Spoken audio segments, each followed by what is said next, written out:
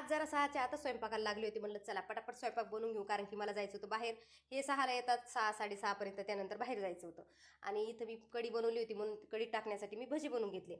कढी माझी इथं रेडी झाली होती. साईडला मी भात बी लगेच बनवून घेतला होता. भात बी रेडी, माझे काम आवरले, लगेच आम्ही घराच्या बाहेर पडलो. हे एका रस्त्याने चालले होते आणि आम्ही एका रस्त्याने चाललो होतो, कारण की हे चालले होते पेट्रोल टाकण्यासाठी आणि आम्ही चाललो होतो माझ्या पिल्लेला आणण्यासाठी. इथे येऊन बघते तर काय, माझं पिल्लू मस्त रस पिते आणि तो आला होता त्याच्या आत्तूसोबत. आता त्याच्या आत्तून त्याला रस दिला, आम्हाला बी दिला. मी घेतला एक ग्लास, श्रद्धाने घेतला.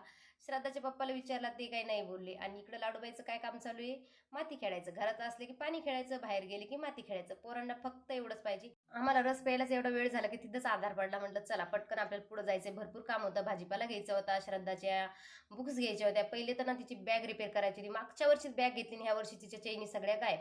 म्हणून म्हटलं हिला बॅग तर नाही घेऊन देऊ, पण हिला बॅगेला हिच्या चैनी बसून देऊ.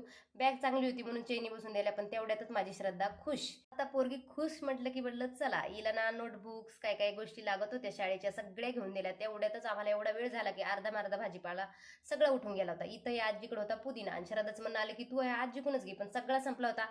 आजीनं काही निवडला, मी काही निवडला, आणि एवढा सारा पुदिना मी घेतला तिथून. बऱ्याच जणांच्या तोंडातून ऐकलं होतं की फणसाची भाजी खूपच छान लागते. म्हणलं चला आपण मी ट्राय करू पाहू, पण ते फणीस एवढं गंध फटक निघलं की मी घरी येऊन कचऱ्यात डब्यात टाकलं. इथं मी 2 प्रकारचे चणे भिजू घातले होते, एक जाड आणि एक बारीक. जाड होते ते भाजीसाठी होते आणि जे बारीक होते ते सातळसाठी. श्रद्धाच्या डब्याला सकाळी सातळ दिली आणि यांच्या डब्यासाठी ही मी दास मस्त चण्याची भाजी बनवून घेतली. रातचा भाजीपाला सगळा जो आणला होता तो जिल्ह्यात तिथंच होता. पटकन मग तो निवडून घेतला, सगळा डब्याने भरून दिला आणि त्यानंतर फ्रीजमध्ये भरून ठेवला. चला तर बाय, श्री स्वामी समर्थ.